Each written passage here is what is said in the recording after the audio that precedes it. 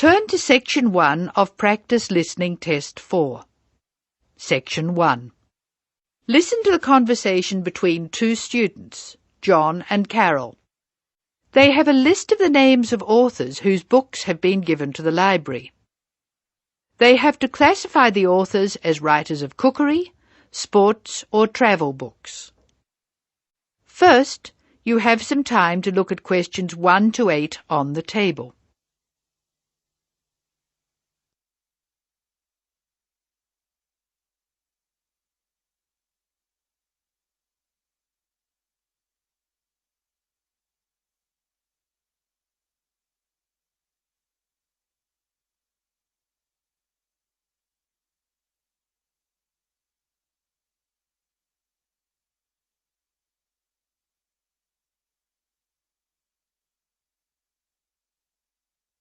You will see that there is an example which has been done for you.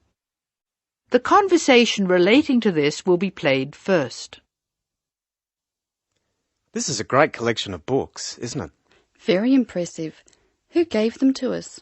Apparently the donor was a book reviewer. There are a lot of books about sport. Here's one, My Life in Cricket. Well, that's certainly sports. Who's the author? Peter Adams. He also wrote Journeys Through Spain. Did he? Peter Adams writes books on both sports and travel, so S.T. is written against his name. Now we shall begin. You should answer the questions as you listen because you will not hear the recording a second time. Now listen carefully and answer questions 1 to 8. This is a great collection of books, isn't it? Very impressive. Who gave them to us? Apparently the donor was a book reviewer. There are a lot of books about sport. Here's one, My Life in Cricket. Well, that's certainly sports. Who's the author? Peter Adams. He also wrote Journeys Through Spain. Did he? Next one is Stephen Bow. He wrote Summer Barbecues, Cooking for Singles, Dinners by Candlelight. Anything else? No. Do you have anything by Pam Campbell? Wanderings in Greece, My Life in Russia, Travels in the Amazon, and Pam Campbell's Guide to a Successful Trip. Sounds like she got around. My next one is C. Ketzik. He has a list of books about football, the World Cup, Heroes of the World Cup, Playing with the Round Ball, Soccer for Everyone. That's enough. He was a one-topic writer. Ari Hussein, however, wrote about cooking and travel. His series of cookbooks is called Living and Cooking in Spain, Living and Cooking in China, Living and Cooking in Brazil. He's been everywhere. I've got a specialist here, Sally Innes on tennis. Here are some of her titles. Improve Your Serve, Tennis for Everyone, Tennis Forever. Meg Jorgensen has 3 books, one in each category. Cooking for Health, Sport is Good for You, and Travelling in Australia. A varied talent. Who's next? Bruno Murray. He wrote children's books, a whole series called A Child's Guide to, and then the name of the city. Oh, you mean like A Child's Guide to London? Yes, that's right. He seems to have stayed in Europe. Ruby Lee, however, has just one book. It's called The Emerald Isle, and it's all about Ireland. Apparently she went around Ireland on foot. Jim Wells wouldn't like that. His books are all about motor racing. Nice photos of old racing cars. Don't you love the goggles on the driver? They do look strange, don't they?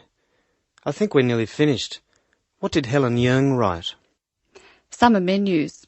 Food for thought. She also did a book of Chinese recipes. Cantonese, I think. OK, that's dealt with the first box. Let's stop for a minute. That is the end of Section 1. You now have some time to check your answers.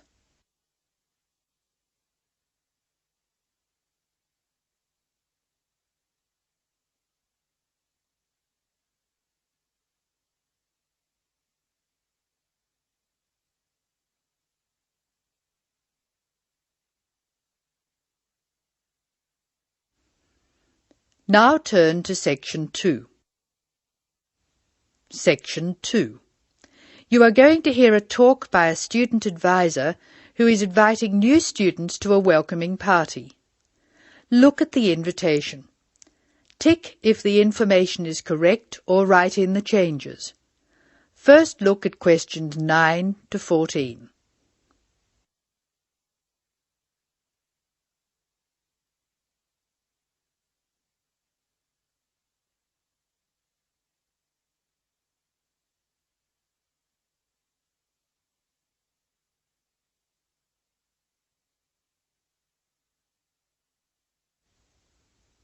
As you listen to the first part of the talk, answer questions 9 to 14. Hello, my name is Dave Burns, and I'm here to tell you about the welcoming party we're having for new students. Unfortunately, the information on your invitation is inaccurate. We didn't have enough time to print new invitations, so I'll have to ask you to make changes. To start with, this isn't a welcoming lunch, it's a dance party. However, the next line is true. The party will be held at Blackwell House. Is everybody comfortable with that? The next line tells you when the party will be. Friday, June 15th at 8 p.m. But I have good news. The party will end at 11 p.m. As a result of this later end to the party, the bus will go later too. So it should read, free transport to the student hostel is available, leaving Blackwell House at 11:30. And of course, other students may attend, and all students must have their student ID card with them. I hope you can come to the welcoming party. It's a really good way to get to know other students and to learn what it's like to live in this city and to study here. Just one final change. Please let us know by Thursday if you can come. Now listen while Dave Burns gives instructions for students who are going to travel by car to the party. First look at questions 15 to 18.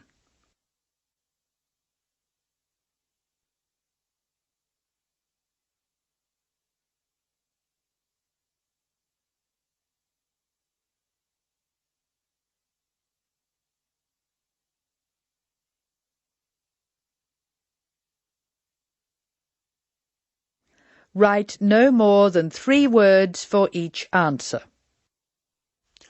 Some of you may prefer to travel by car, but I have to warn you about some changes to the roads. You will find there is a lot of new road work on Smith Street. The work will not finish for a long time, so we can be sure that Smith Street will be a problem. If you are coming from the city, you will be able to travel easily until you get to Blackwell Street, just near the college. As you know, Blackwell Street is very long. You should avoid the corner of Blackwell Street and Jones Avenue, because they are laying telephone cable. However, you can take a detour and avoid Blackwell Street altogether. The best thing to do is to pass the roundabout and take the first road on your left, which is Brown Crescent. Brown Crescent will lead you into the college grounds, so that's easy. I hope everyone has a great time. Bring your friends, and we'll see you on Friday. Oh, one final reminder. It's best to use the side door. The front door may be locked at 7, so come to the side. See you on Friday. That is the end of section 2. You will now have some time to check your answers.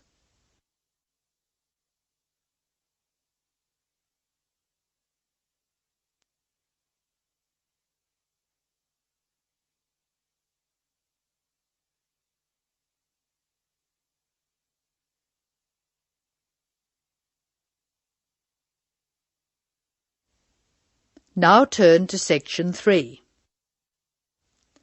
Section 3. In this section you will hear a discussion between 2 students who have to describe a lawn sprinkler for part of their general science course. A lawn sprinkler is a machine designed to water gardens and lawns. In the first part of the discussion, the students are talking about the different parts of the sprinkler. First look at questions 19 to 23. Note the example that has been done for you.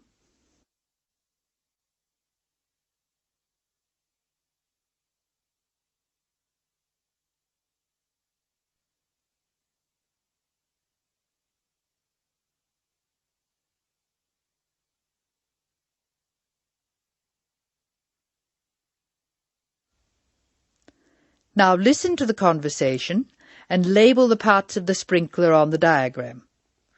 Choose from the box. There are more words in the box than you will need. Hello, Scott. I believe you're going to be my partner for this practical session. Have you got the model set up? Yes, it's right here. The instructions say we have to describe it first and label the diagram. I've started from where the water enters the machine. The water enters through a hose pipe and then it turns a water wheel. You can see where the wheel is marked by an arrow pointing upwards. It's called a water wheel because it's designed so the water will catch against the wheel. This action spins a series of gears. How are you going to describe the gears? There are 2 worm gears, one vertical and one horizontal. The horizontal worm gear drives a circular gear. That gear is connected to a crank which changes the motion. The crank is already labelled. Do you see the 2 white arrows? I see. Okay. The water has passed across the water wheel. Then what? Okay. Then you could say the water passes through the spray tube. Yes, I see. And the water is then spread over the lawn through holes at the top of the spray tube. How are you going to describe the base? How about this? The sprinkler stands on a base consisting of 2 metal tubes which join at a hinge at one end and continue into a plastic moulding at the other. That's certainly starting at the bottom. Do you want to mention that there's no water in the base? I don't think that's necessary. If you look at the diagram, it's easy to see that the only metal tube to contain water is the spray tube. You can actually see the water coming out of it. Now listen while Linda and Scott's instructor, Mark Stewart, talks to them. Answer questions 24 to 29.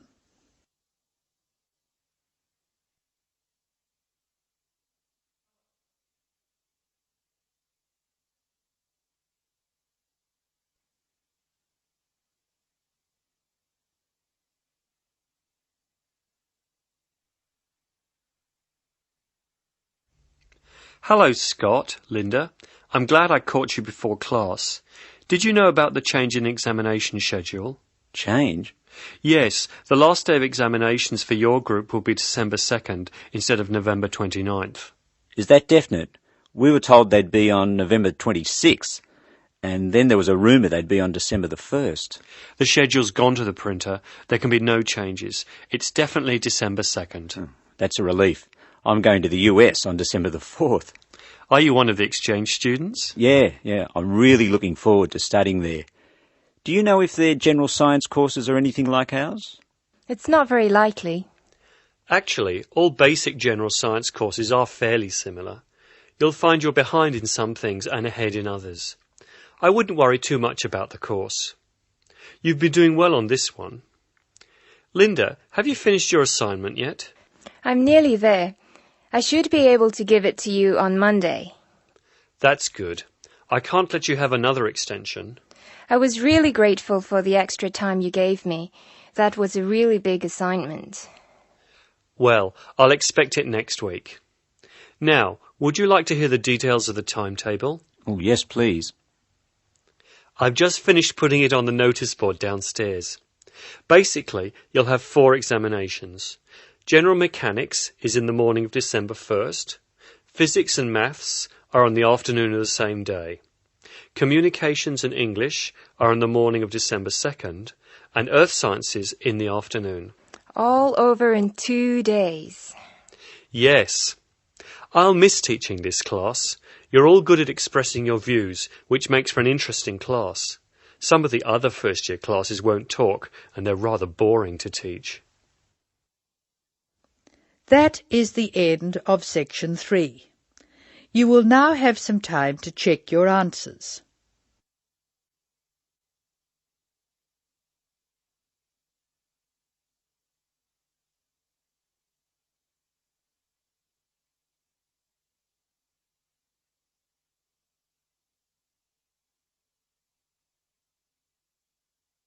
Now turn to Section 4. Section 4. You will hear an extract from a talk about student health, and specifically about ways to avoid headaches. Listen to what the speaker says and complete the summary. First, look at questions 30 to 40.